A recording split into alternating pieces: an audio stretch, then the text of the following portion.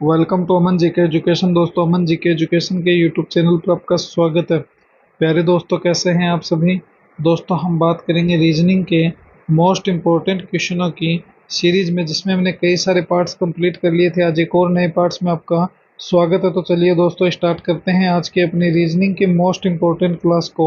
इससे पहले जितने भी साथी अपने चैनल पर नए हैं, वो चैनल को ज़्यादा से ज़्यादा लाइक शेयर सब्सक्राइब कर देना और बेल आइकन को प्रेस कर लेना, जिससे कि आपको रोज मोस्ट इंपॉर्टेंट क्लासों की नोटिफिकेशन मिलती रहे दोस्तों। और इनमें से कितने क्वेश्चन सही कर पा रहे हो, मुझे कमेंट में जरूर बताना दोस्तों। अपने टॉप एमसीक्यू की सीरीज में आप कितने क्वेश्चन सही कर पाते हो, मुझे इनका जवाब जरूर कमेंट में देना। और दोस्तों, वीडियो के एंड तक बने रहना और कॉपी पेन साथ में रखना।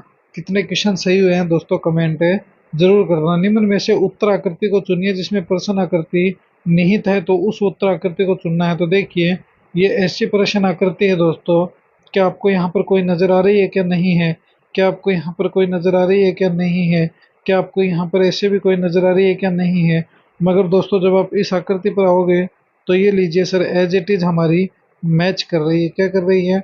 एज इट इज मैच कर रही है। ये कि जो मैंने डार्क ज़्यादा कर रखी है, तो ऑप्शन नंबर फोर्थ जो होगा वही इसके अकॉर्डिंग क्या होगा दोस्तों, अपना नेक्स्ट वही जो होगा दोस्तों, वही क्या होगा, अपना करेक्ट आंसर हो जाएगा। तो option number fourth is the correct answer. तो दोस्तों, इसी प्रकार आप इजी वे में जब तुम रीजनिंग को देखोगे और थोड़े शांत माहौल में दोस्तों शांत दिमाग लगाकर सोल्व करोगे, तो दोस्तों रीजनिंग बहुत इजी है और एकदम आराम से तुम इसको सोल्व कर सकते हो। चलिए अगला प्रश्न देखिए।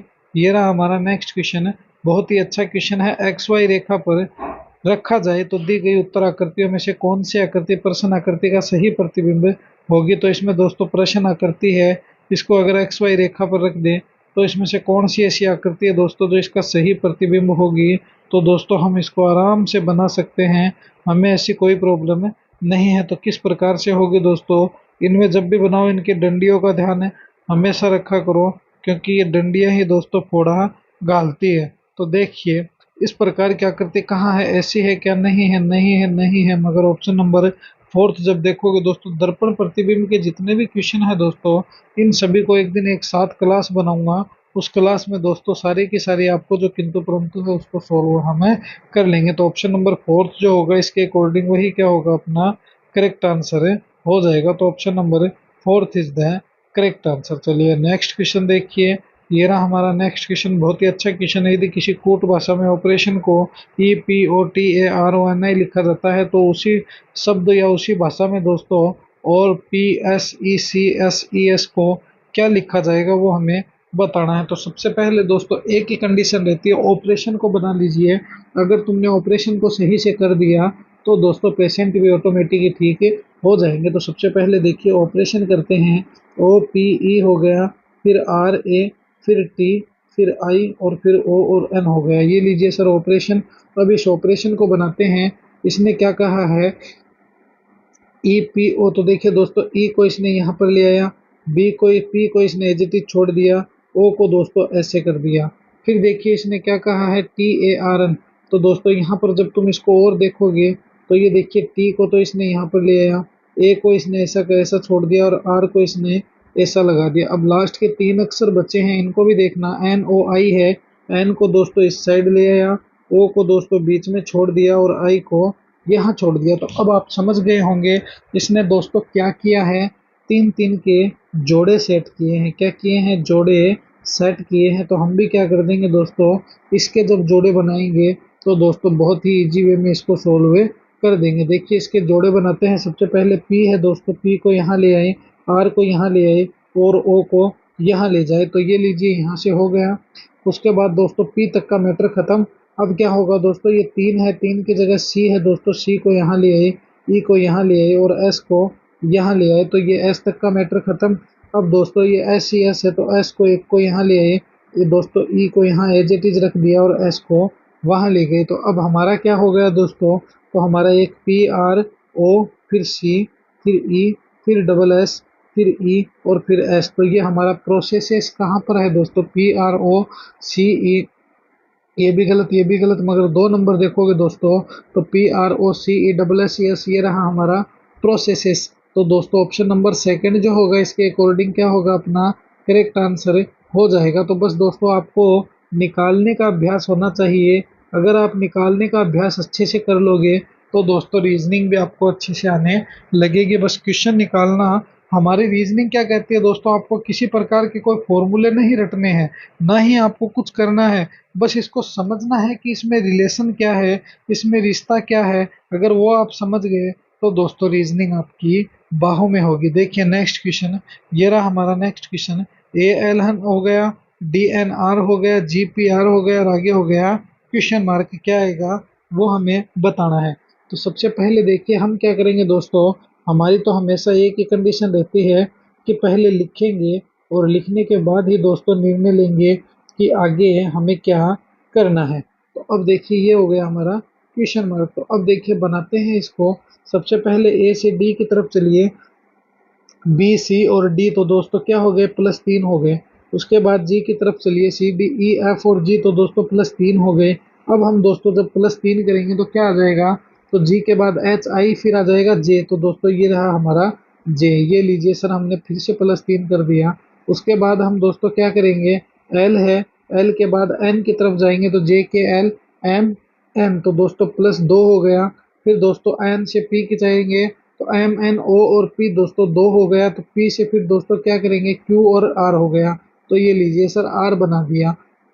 अब क्या करेंगे साथियों, अब हम करेंगे सर एन है, एन से आर की तरफ जाएंगे तो J K L M N O P Q और आर तो दोस्तों क्या कर दिया, +4 कर दिया। उसके बाद दोस्तों क्या करेंगे, तो देखिए एन से आर बना है, आर से फिर दोस्तों आर बना है तो क्या हो गया, +0 हो गया। और अब दोस्तों क्या करना है, तुम देखिए इसे, जी पी आर है और यहाँ पर एन से आर और फिर आर से आर +0। और उसके बाद दोस्तों हम क्या करेंगे, आर है तो आर एस और टी तो क्या कर देंगे दोस्तों, यहाँ पर लगा देंगे टी। तो जे आर टी जो बनेगा दोस्तों, यही अपना क्या बनेगा, करेक्ट आंसर हो जाएगा। तो जे R T is the correct answer. तो दोस्तों इसी तरह दोस्तों बस क्या है, कोई कंसेप्ट काम नहीं करता है। रीजनिंग एक दिमाग का सब्जेक्ट है दोस्तों। हमारा माइंड जितने अच्छे से चलेगा वही इसमें काम करता है। रीजनिंग किसी कंसेप्ट पर आधारित नहीं होती है दोस्तों। रीजनिंग तो हमारे माइंड का खेल है।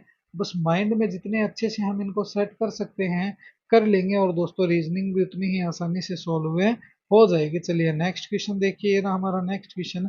देखिए 14, 28, 20, 40, 32, 64 आगे क्या आएगा वो हमें सरकार बताना है। तो वो भी बता सकते हैं मगर पहले दोस्तों शर्त यही लागू होती है कि हमेशा इनको लिख कर देखना चाहिए। लिखने के बाद दोस्तों ये 80% क्या 90 से ऊपर तो अपना ऑटोमेटिक ही सॉल्व हो जाता है। देखिए 28 है, फिर 20 हो गया, फिर दोस्तों पुनः 40 हो गया, फिर दोस्तों 32 हो गया, 32 के बाद दोस्तों 64 हो गया। आगे क्या आएगा वो हमें बताना है। तो ये लीजिए सर 64 हो गया और उसके बाद क्वेश्चन मार्क हो गया। तो अब तुम इसको देखोगे दोस्तों, देखिए 14 है, 14 का 28 हो गया मतलब मल्टीप्लाई 2। फिर दोस्तों 20 हो गया -8। उसके बाद देखिए 20 से 40 हो गया मल्टीप्लाई 2। उसके बाद दोस्तों 40 में -8 क्या 32, 32 से दोस्तों मल्टीप्लाई 2। तो अब देखिए अब तुम समझ रहे होंगे, पहले 2 से मल्टीप्लाई है, फिर -8 है, फिर 2 से मल्टीप्लाई है, फिर दोस्तों -8 है।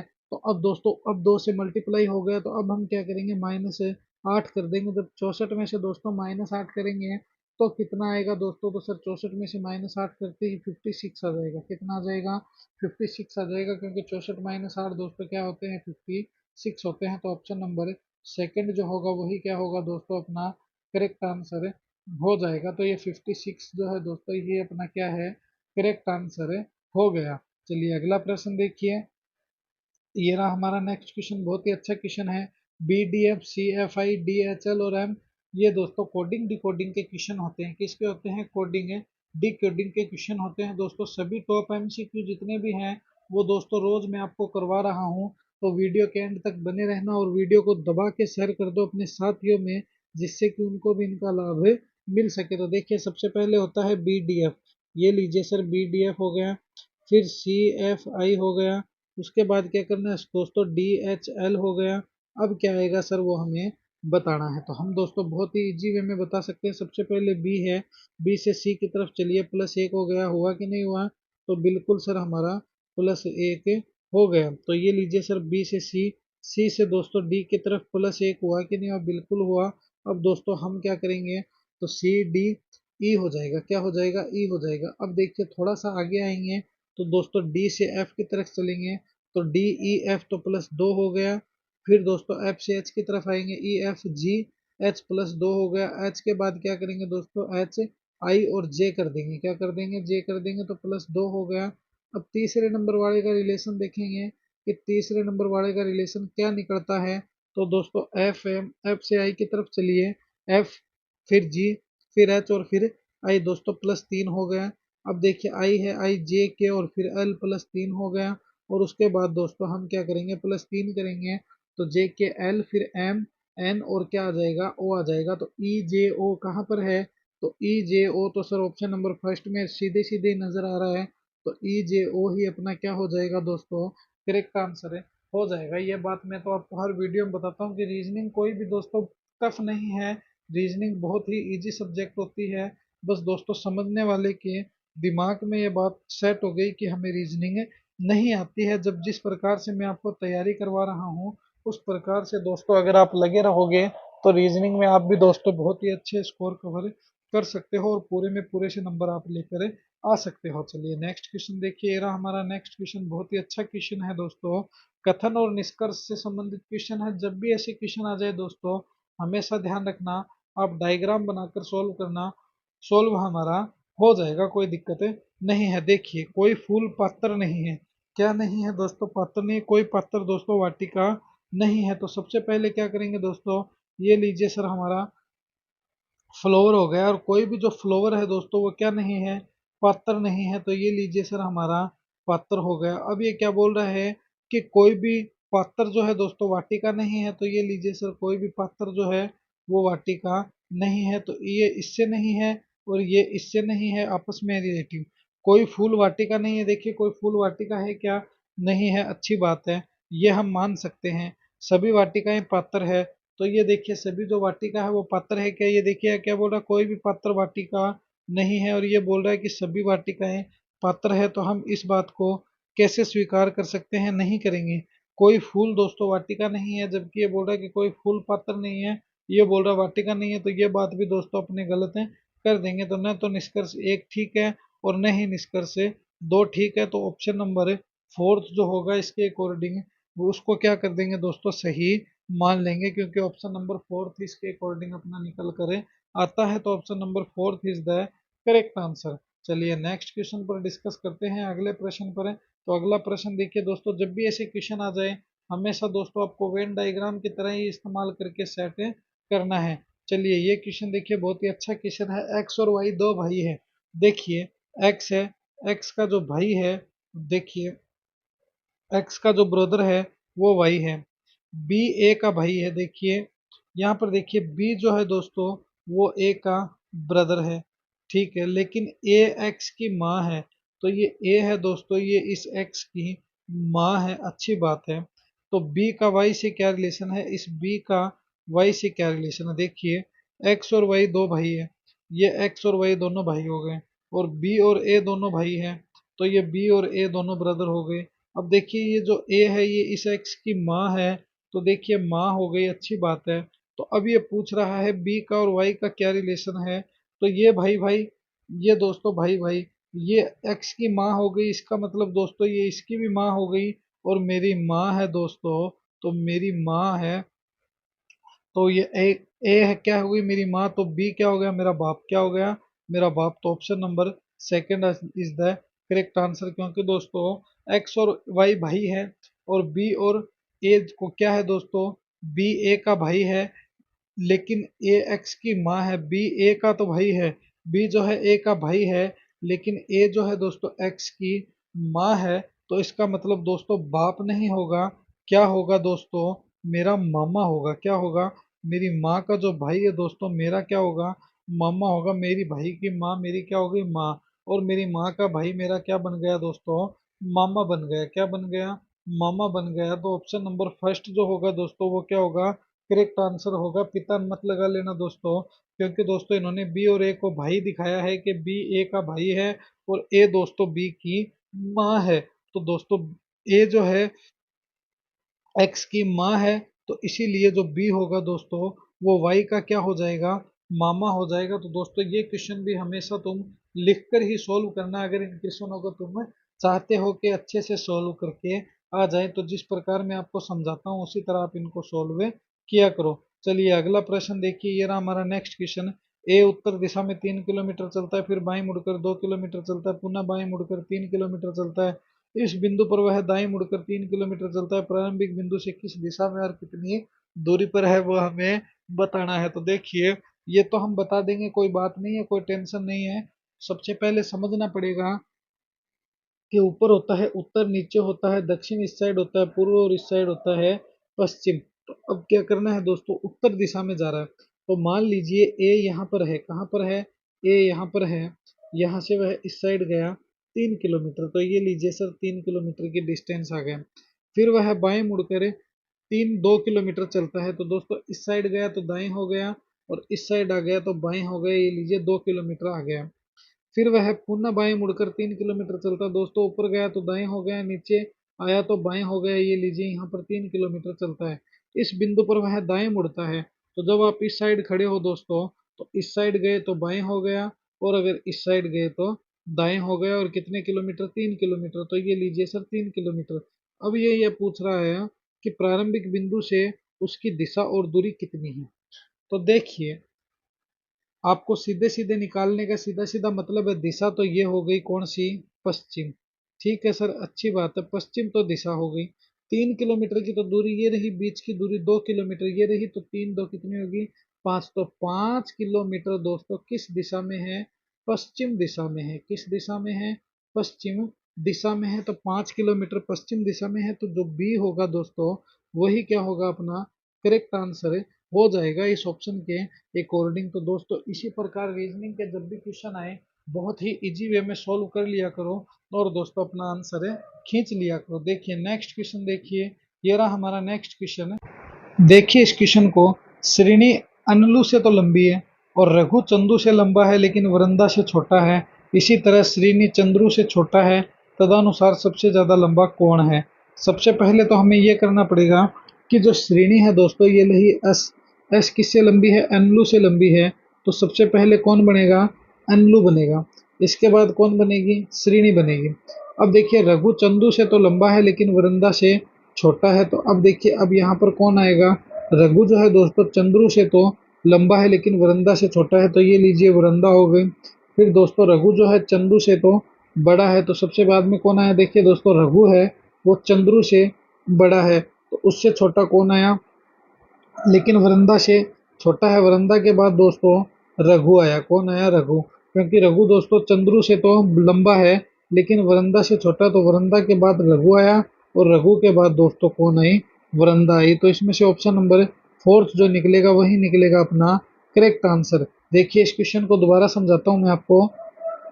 देखिए इसे, श्रेणी अनुलु से तो लंबी है, तो देखिए और रघु, देखिए श्रेणी जो है अनुलु से लंबी है, तो सबसे पहले कौन आएगा सर, अनुलु आएगा। अनुलु से बड़ी कौन, श्रेणी। अब ये क्या बोल रहा है, रघु जो है चंदू से तो लंबा है लेकिन वृंदा से छोटा है, तो इसके बाद कौन आया सर, वृंदा आया। वृंदा के बाद बोल रहा है रघु जो है चंदू से तो लंबा है, किससे, चंदू से लंबा है और वृंदा से छोटा है। उसके बाद कौन आया, तो सर दोस्तों रघु आया। रघु के बाद कौन आया, तो दोस्तों चंदाया। ऐसे नहीं आएगा, यहाँ पर समझिएगा इस बात को कि ये बोल रहा रघु जो है चंदू से तो लंबा है लेकिन वृंदा से छोटा है। तो सबसे बाद में देखिए किससे छोटा है, वृंदा से। तो रघु चंदू से तो लंबा है, तो यहाँ पर कौन आया, चंदू। चंदू से लंबा कौन आया, रघु। रघु के बाद कौन आई, वृंदा। क्योंकि दोस्तों सबसे लंबी कौन है, वृंदा। ये बोल रहा वृंदा से रघु छोटा है, किससे, वृंदा से। तो दोस्तों ऑप्शन नंबर, ये बोल रहा सबसे लंबा कौन है, तो सबसे लंबा तो है वृंदा, और सबसे छोटा पूछ ले तो ध्यान रखना कौन है, ये है अनलू।